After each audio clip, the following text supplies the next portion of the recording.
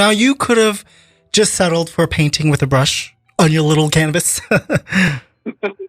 How did you end up doing this intricate work of sculpture? I mean, it's such a labor of love, obviously. Any art, obviously, is.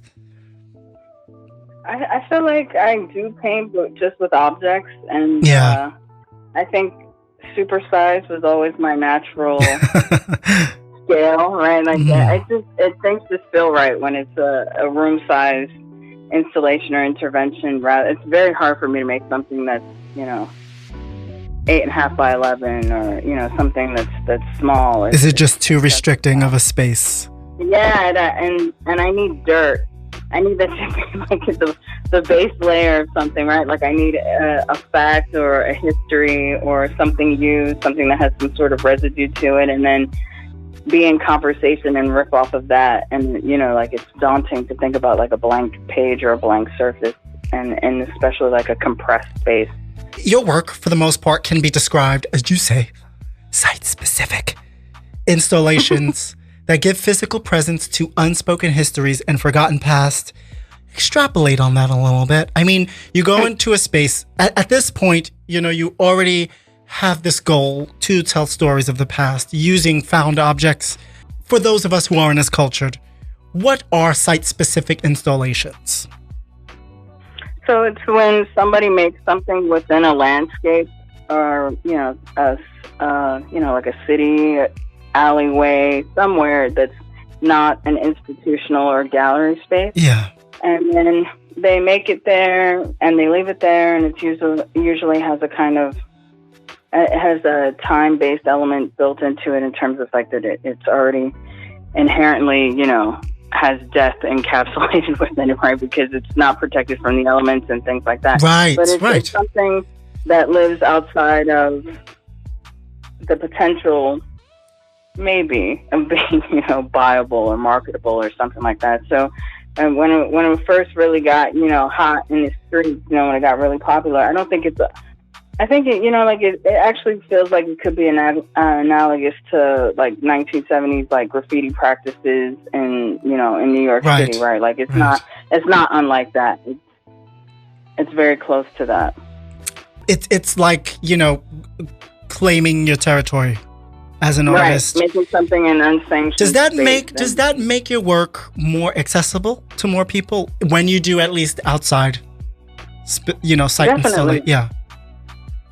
Yeah, because a lot of people are not going to pay like $25 to go to a museum to see something, right? But they may walk down the street and see something. Yeah, but you got into this place where, okay, I have a voice, you have a vision, and you want to tell other people's stories who the world or society has forgotten about.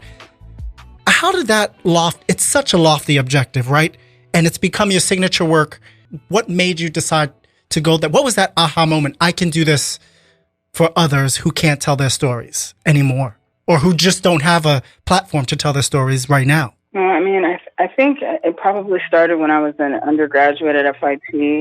There was a moment where I was just kind of hit a wall, and I was making a lot of things, but without any like real ideas, feeling them, just being excited to make stuff. And then I developed the first kind of research project was me just delving into the history of hip hop and seeing, that it was like a true artistic movement that had a visual and performing and writing component, right? Like a real straight up art movement, and thinking about what kind of intense struggle and a social message, right, behind it. Yeah. So thinking about just the kind of freedom of expression, or people competing with each other, or people making each other better, but then all of the societal factors that led up to that explosive moment. Yeah. So that was really the first research project, and then thinking through that, and then larger, right? Like trying to make these connections with small spaces of like my grandmother's project apartment, or like thinking about our place within the universe. Somehow I got there. I'm I'm not sure when that really happened. Maybe like around 2009. Oh, well, it I doesn't. started thinking about the universe. We don't have to set a date to it, but you know it. I mean, I guess as an artist, you get to this. There, I started thinking about the stars. You studied the classics. About our place within that. You studied the classics. You do what you gotta do, and then like, what the hell am I doing this for? Comes about. Yeah, and you know what? Now that actually makes me, think about my relationship to my grandmother, and I lived with her for 5 years in the Bronx. I know. Well, you lived with your grandmother, who you called an amateur hoarder. Well, you know what? We're going to talk about grandma. I want to quickly ask you about this because, there are artists, I enjoy the art.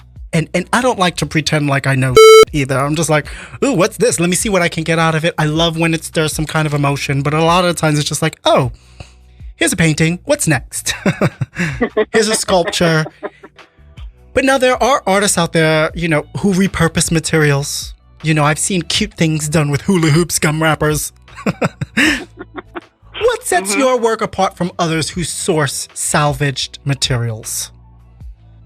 Well, I guess we're all in conversation with each other, and I think the way that I think about it is a kind of hidden and also encapsulating archive, right? Like an alternative history that is an alternative history display, right? So if like the installation that you saw at the ICA in Los Angeles, right? Like I was in LA for a month, collected a whole bunch of materials, and then tried to make something that I thought that was responsive to the institution's particular proximity to the area, right? It was close to Skid Row. Yeah, to Skid Row. Yeah, to Skid Row, to the Greyhound bus station.